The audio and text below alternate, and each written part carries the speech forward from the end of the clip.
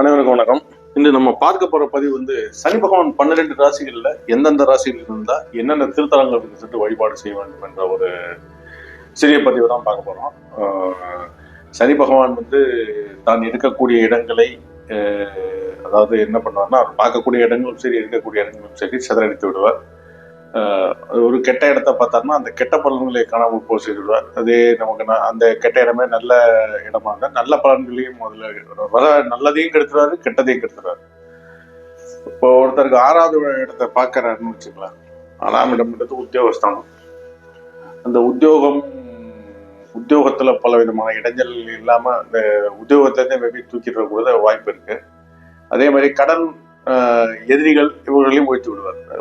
ஒரு பாவத்துல இருக்க நல்ல பலன்கள் as well as கெட்ட பலன்கள் இது ரெண்டையுமே அவர் ஸ்டாப் பண்ணிடுவார். இது சனி பகவானுக்குரிய ஒரு ஸ்பெஷல் கேரக்டர். இப்ப இந்த சனி பகவான் 12 ராசிகளிலே எங்கெங்க இருந்தால் என்னென்ன தலங்களுக்கு சென்று வழிபாடு செய்ய வேண்டும், அது நம்ம ஜனன காலத்துல இருக்கிற சனிக்கு ஏற்ற மாதிரி தேர்ந்தெடுத்து அந்த தலத்தை தேர்ந்தெடுத்து வாழ்க்கையில ஒரு முறையேனும் சென்ற திருத்தலத்திற்கு சென்று வழிபாடு செய்வது மிகவும் சால சிறந்தது.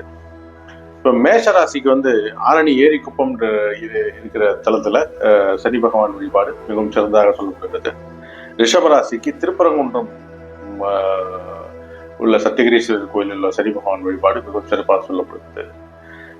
மிதுனம் விழுப்புரம் அருகே உள்ள கல்பட்டு என்ற ஸ்தலம், அங்க கிட்டத்தட்ட ஒரு விஸ்வரூப சனி பகவான் இருக்காரு.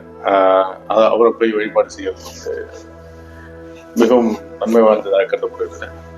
அடுத்தது கடகம் திருவானைக்காவல் ஜலகண்டேஸ்வரர் தலத்தில் உள்ள சனி பகவான் வழிபாடு. சிம்மம் ஸ்ரீவாஞ்சியம் கோயில்ல உள்ள சனி பகவான் மிகவும் சக்தி வாய்ந்தவர். ஸ்ரீவாஞ்சியம் கோயில்ல சனியின் அதிதேவதையான சனியின் அண்ணனான யமன் அங்க துவாரபாலகராக இருக்கிறார். நம்ம உள்ள நுழைஞ்சோன்னா கோயிலுக்குள்ள நுழைஞ்சோன்னா குப்த குளம் இருக்கும். ரைட் சைட்ல யமன் இருப்பாரு. எல்லா ஸ்தலத்துக்கும் ஒரு திருத்தலத்துக்கும் அந்த குளத்துக்கு ஒரு விநாயகர் இருப்பாரு. அவரை வணங்கிட்டு யமனை வழிபட்டு அந்த தலத்துல குளிச்சுட்டு யமனை வழிபட்டு அதுக்கப்புறம் தான் உள்ள போய் சுவாமி வாஞ்சிநாத சுவாமியை பார்க்க முடியும். ஸோ சிம்மம் அதை பத்தி தனியா நான் சொல்றேன். கன்னியில திருவையாறு சன்னதியில் உள்ள சிவன் கோயில் உள்ள சனி பகவானை வழிபடுவது மிகவும் சால சிறந்தது. துலாமுக்கு திருநள்ளாறு துலாமில் சனி பகவான் உச்சமடைகிறார். திருநள்ளாறு சென்று வழிபடும் போது, துலாமில் சனி வரும்போதோ உங்கள் ஜாதகத்தில் ஜனன காலத்தில் இருக்கும் போதோ அங்கு வழிபாடு செய்வது மிகவும் நல்லதாக கருதப்படுகிறது. விருச்சிகம் திருக்கொள்ளிக்காடு மன்னார்குடி அருகில் இருக்கிற திருக்கொள்ளிக்காடு என்ற திருத்தலம் பொங்குசரீஸ்வர பகவானாக அருள் புரிகிறார். தனுசு கொடுமுடி திருத்தலத்துல போய் வழிபாடு செய்ய சொல்லியிருக்காங்க சனி பகவான.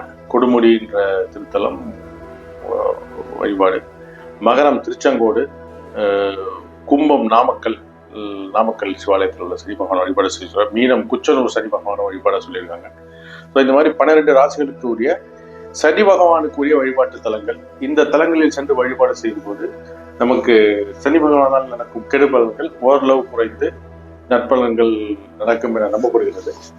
இது மிக பயனுள்ள தகவலாக இருக்கும் என்று நினைக்கிறேன். இது நம்ம நவகிரக சீரீஸ்ல ஆல்மோஸ்ட் எல்லா இதுக்கும் ஐயா சிவதாசன் ரவி அவர்கள் சொன்னபடி எந்தெந்த தலங்களில் எந்தெந்த கிரகங்கள் இருந்தால் எந்தெந்த தலங்கள் வழிபாடு செய்ய வேண்டும் என்பதை பற்றி வரிசையா எல்லா கிரகத்துக்கும் பார்த்துட்டு வரோம். அதில் இது சைவகனுக்கான பதிவு. இது போன்ற பல பதிவுகளுக்கு நம்ம சேனலை தொடர்ந்து பாருங்க. நன்றி, வணக்கம்.